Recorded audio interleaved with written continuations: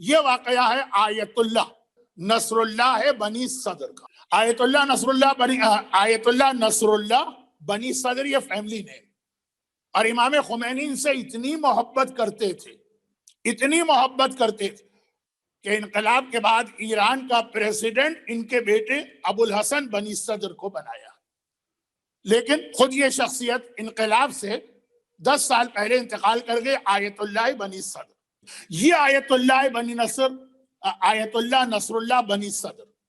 اب خالی ان کو میں بنی صدر کہوں گا تاکہ وقت بچایا جائے. یہ فرماتے ہیں کہ یہ ہمدان ہمدان نہیں رہے. وہاں تو لوگ سب انہی کی تقلید کرتے، باقی دنیا میں اور کتنے بڑے بڑے مرجع ہیں ان کو اس سے غرض نہیں.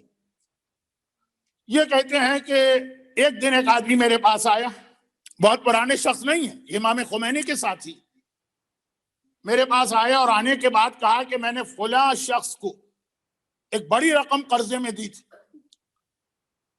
اب وہ قرضہ اس نے لے لیا، واپس نہیں کیا، وہ مر گئے. اب میں اس کے وارثوں کے پاس جاتا ہوں، کہتا ہوں کہ میرا حق واپس کرو، وہ لوگ منع کر دیتے ہیں. تو میں جو ہمدان شہر کا سب سے بڑا جج ہے، کورٹ میں کیس جائے گا، اس کے پاس میں گئے، عبدالکریم لواسانی، اور اپنا کیس رکھا ہی. دیکھیں میرے پاس ڈاکومنٹ ہے، زبانی بات نہیں ہے، لکھا ہے، دستخط ہے. انہوں نے کوئی توجہ ہی نہیں دی. اب آپ کی شخصیت، آپ مرجع ہیں یہاں پہ، آپ اگر کچھ بولیں گے، اگر آپ کچھ شاہ جیسے کا زمانہ ہے، لیکن اتنی بڑی ان کی شخصیت تھی کہ اگر یہ کچھ بول دے تو وہ جج بھی مجبور ہو جائے گا آپ جا کے میری سفارش کیجیے. انہوں نے کہا کہ بات صحیح تھی، اور میرے پاس ڈاکومنٹ موجود ہے. اس آدمی نے کہا واقعاً ڈاکومنٹ چیک کیا، بالکل ٹھیک ہے، اس میں کہیں کوئی کسی قسم کی فورجری وغیرہ نہیں تھی. تو میں نے کانٹیکٹ کیا اس عبدالکریم لواسانی سے، یا اس کے پاس گئے یا اس کو بلایا، ہی تفصیل تو مجھے نہیں یاد ہے، اور کہا کہ بھائی یہ شرعی مسئلہ ہے، قرضہ لیا، اس نے قرضہ دیا، اس کو پیسے واپس نہیں ملے.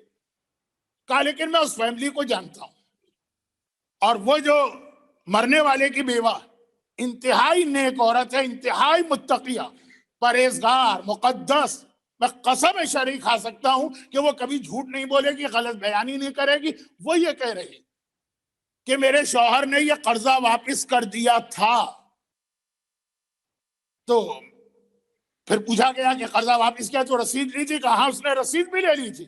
یعنی یہ رسید اس آدمی سے سائن کرائے تھے کہ قرضہ، وہ رسید کہیں کھو گئی. اور میں جانتا ہوں کہ عورت کبھی جھوٹ نہیں بول سکتی، اس لیے تو میں کیسے اس کے خلاف فیصلہ کروں. یہ شریعت میں ایک مسئلہ ہے کہ اگر جج کو پتا چل جائے کیس کیا ہے تو بغیر گواہوں کے فیصلہ کر سکتا ہے. اسی مسئلے پر بنیاد رکھتے ہوئے ہمارے مراجع ڈی این اے ٹیسٹ کو کیوں صحیح مانتے ہیں، یا اور بہت سارے فنگر پرنٹس اور اس قسم کی چیزیں جس کی مدد سے قاتل کو پکڑا جاتا ہے، مجرم کو پکڑا جاتا ہے، صرف اس لیے کہ اگر جج کو یہ ٹیسٹ وغیرہ سے یقین ہو جائے تو وہ عمل کر سکتا ہے. یہ بہت اہم مسئلہ ہے، ہماری اجتہاد والی فقہ کا ایک ایسا مسئلہ کہ جو آج 21 سینچری میں بھی ہماری فقہ اسی وجہ سے زندہ ہے، لیکن وہ ایک الگ چیز ہے، آج وقت نہیں ہے. تو کہا کہ میں جانتا ہوں. انہوں نے کہا بھائی بات شریعت کی کرو. شریعت کہتے ہیں اس آدمی کے پاس یہ ڈاکومنٹ ہے کہ اس نے قرضہ دیا، اس کے پاس کوئی ڈاکومنٹ نہیں ہے کہ قرضہ واپس ہوا، تب فیصلہ تو کاغذ پہ ہوگا. کہا کہ آپ مرجع ہیں، مجتہد ہیں، لیکن یہ اتنا مسئلہ شرعی تو مجھے بھی پتا ہے. یہ جج بھی کوئی عام آدمی نہیں تھا، وہ بھی ایک عالم تھا. جب تک کہ میں یہاں پر ہوں میں تو فیصلہ نہیں کر سکتا اس کے خلاف جو مجھے معلوم. ہاں جب میں یہاں سے ٹرانسفر ہو جاؤں پھر آپ کی مرضی، ختم ہو گئی بات. صاحب جواب دے دی. آخر 10 دن کے بعد وہی جج آئے عبدالکریم لواسانی ان کے پاس اور کہا کہ آپ میرے بزرگ ہیں، علم میں زیادہ، آئیے میرے ساتھ چلیں. جس آدمی نے کلیم کیا آئیے ہم چل کے اس کے منہ پہ تھوکے. مجلس کے شروع میں جو بات میں نے کہی تھی کہ ہر علاقے کے اپنے کچھ طریقے ہیں، دستور ہیں، ٹریڈیشن ہیں. عراق ایران میں چہرے پہ تھوکنا ایک بہت عام سی بات ہے جب کسی کی بہت توہین کی جاتی ہے. ہمارے انڈیا پاکستان میں تو شاید اس کا تصور نہیں. تو کہا کہ چلیں. آپ نے ویسے زیارت وغیرہ میں بھی دیکھا ہوگا کہ جو جھگڑا ہوا، لڑائی ہوئی، ایک چہرے پہ تھوک دیا، ایک عام سی چیز ہے عرب کلچر میں. کچلے چہرے پہ تھوک گیا. انہوں نے کہا بھائی کیا ہو گیا؟ میں تو اس آدمی کے فیور میں ہوں, تم مجھ سے کہہ رہے ہو میں تھوکوں. کہا کہ ہی دیکھیے ڈاکومنٹ ہے. وہ آ گئی ڈاکومنٹ, وہ مل گئی جس میں یہ لکھا ہے کہ پیسے واپس ہو گئے تھے. وہ جھوٹ بول کر اس طرح سے جھوٹ بول رہا تھا کہ آپ بھی اس کی باتوں میں آ گئے. انہوں نے کہا یہ کیسے ملی؟ کہا بس میں بھی یہی پوچھنے جا رہا تھا اس عورت سے, اس نے ڈاکومنٹ آج بھیجوائی اور آپ بھی چلے, ہم دونوں چلے. وہاں گئے, ایک بوڑھی عورت تھی, بہت بوڑھی تو نہیں, اور جا کے انہوں نے آیت اللہ نصر اللہ بنی صدر پہنچے, گویا کسی کے گھر میں خود آغا سیستانی پہنچ گئے اور پوچھنے لگے اس سے ڈیٹیل. تو اس کی کیا حالت ہوگی, احترام عزت. اور ایک مرتبہ اس نے کہا کہ آغا میں انتہائی پریشان تھی, میں شریف عزت دار گھرانے کی, وہ غنڈہ بدماش روز آ کے جھگڑا کرتا ہے, ہنگامہ کرتا ہے, پورے محلے میں میری بے عزتی ہو رہی, ہمارے گھر میں کھانے کو کچھ نہیں, میں گھر کا سامان بیچ کے اپنے یتیم بچوں کے کھانے کا انتظام کرتی, سامان بیچ رہی ہوں. اور وہ آگے کہتا ہے مثلا $1 ملین دے دو. میرے شوہر نے قرضہ لیا تھا, مجھے پتا, اسی پہ تو یہ مکان ہم نے خریدا, اور اس کے بعد اس نے واپس کیا تھا, یہ بھی مجھے پتا.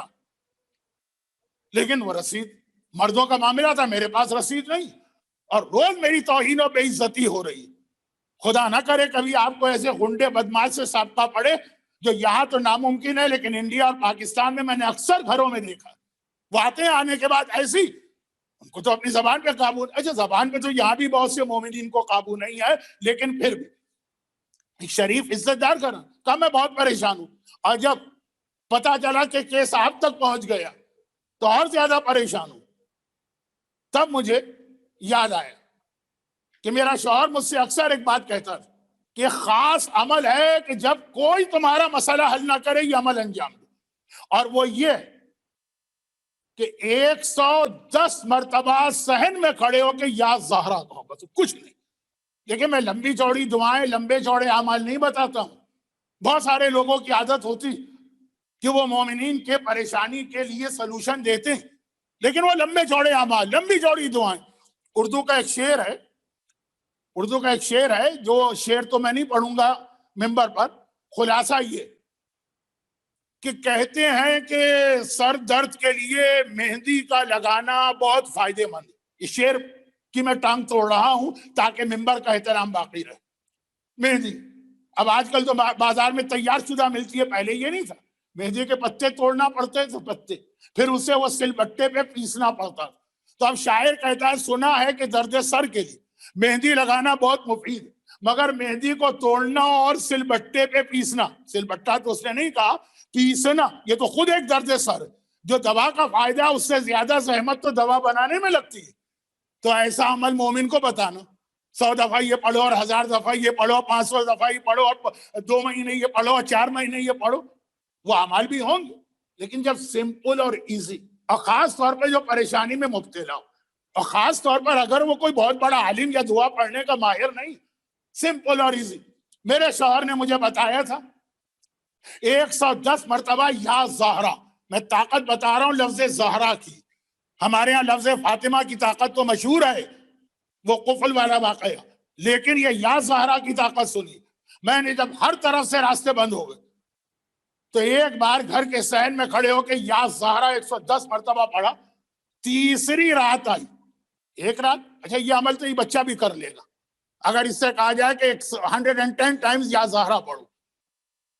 تیسری رات آئی, میں یہ یا زہرا پڑھ کے سوئی, خواب میں میرا شوہر آ گیا, اور آنے کے بعد کہنے لگا کیا مسئلہ؟ خاص شہزادی کا آرڈر آیا تھا میرے پاس کہ میں تمہارے پاس جاؤں. مسئلہ کیا؟ کا مسئلہ یہ ہے کہ تمہاری بچیاں یتیم بچے ہیں, روزانہ آ کے وہ توہین کر کے چلا جاتا, وہ رسید کہاں؟ اس نے کہا وہ رسید آئی تھی اور میں نے حفاظت سے اپنی فلاں کتاب میں رکھ دی, تمہیں بتانے والا تھا, اس سے پہلے موت آ گئی. تم نے پھر جب سامان بیچنا شروع کی, تو ایک عام عورت کے لیے جو خود عالمہ نہ ہو, اب سامان بیچے گی تو برتن تو آخر میں بیچے گی نا, زیور بھی بہت بعد میں بیچے گی, پہلی چیز تو کتاب ہی ہے کہ میرے لیے تو کتاب کام کی نہیں. تم نے کتابیں بیچنا شروع کی, یہ والی کتاب تم نے فلاں آدمی کے ہاتھ بیچی, اب اس کو بھی نہیں پتا وہ فلاں جگہ رہتا. آگے کہا کس کے پاس یہ کتاب؟ جب فلاں کتاب ہے آپ کے پاس, یہ تو بہت قیمتی کتاب ہے, علامہ رشید الرابی کے مجالس, مجھے چاہیے, انہوں نے بیچ دی. یہ بھی نہیں پتا کہاں سے آیا، پتا بتایا کہ فلاں جگہ رہتا ہے، اس کے گھر جاؤ، اس کے گھر میں ایک لائبریری، اس لائبریری کے 4th شیلف میں 18ویں جو کتاب ہے نا، وہ اسے کہنا کھول لے، اس میں تمہاری ایک رسید رکھی۔ آنکھ کھلی میری، صبح سویرے میں گئی، جا کے اس کو دیکھا، پہچان لیا، یہ تو آیا تھا کتاب خریدنے۔ کہا ایک کتاب میں رسید ہے۔ اس نے کہا بہن میرے پاس تو سینکڑوں کتابیں، میں تو کتاب کا شوقین ہوں، لائبریری کا نہیں، 4th شیلف۔ کہا 4th شیلف میں بھی 100 کتابیں لگی ہیں، اتنا ٹائم کس کے پاس ہے کہ ایک ایک کتاب دیکھے؟ کہا کہ 18ویں جو کتاب ہے، بک نمبر 80، وہ کھول کے جو ایک دم کھولا تو وہ پرچہ گر پڑا، وہ میرے شوہر کی رسید۔ اس نے کہا لے جاؤ، تمہاری امانت ہے، یہ وہی رسید تھی جو مجھے ملی۔ 110 مرتبہ یا زہرا 3 راتیں بھی نہیں ہوں گی کہ مسئلہ حل ہوتا ہے۔ اچھا اب اس میں ایک بات اور یاد رکھیے، یہ یا زہرا کی طاقت بتا رہا ہوں، لیکن یا زہرا کا پیغام بھی ہے، اس کا ایک پیغام بھی ہے جو میرا اصل موضوع ہے۔ یا زہرا، فاطمہ اپنی جگہ بہت اہم ایک نام، اس نام کو بھی استعمال کیجیے گا۔ ہمارے یہاں پریشانی کے عالم میں شہزادی کی ایک نماز لکھی، اور اس میں یہ ہے کہ 510 مرتبہ کہو یا مولاتی یا فاطمہ تو اغیثی۔ میں اس کو بھی میں نے شارٹ کر دیا، نماز ہے پھر 510، اس میں 510 کس طرح ہے کہ 100 پڑھو، آخر میں 110 مرتبہ۔ وہ جو آخری 110 ہے نا، خالی وہ پڑھیے آپ۔ یاد ہے آپ کو 110 کیا ہے؟ 110 مولا کے نام کا عدد ہے، یعنی علی اور فاطمہ کا جو میچ پروردگار عالم نے اس کائنات میں بنایا، یہ خالی شادی کی حد تک نہیں بنایا ہے، یہ مومنین کرام کے دنیا اور آخرت کے سارے مسئلے حل کرنے کا نام ہے۔ علی اور فاطمہ کا میچ، علی کے نام کا عدد ہوگا، فاطمہ کا نام تمہاری زبان پر آئے گا، علی اور فاطمہ کے ملاؤ گے، تمہارے دنیا اور آخرت کی ہر پریشانی دور ہو جائے۔